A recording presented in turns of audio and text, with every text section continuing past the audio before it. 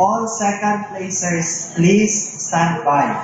Second place, ang tanan nakakuha sa second place, kagina sa class, stand by ka mo. Okay? So, ang number 19, CAD 21.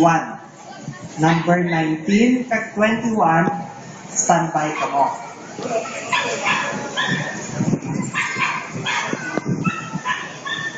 Number 26, stand by. Number 26. Ano na,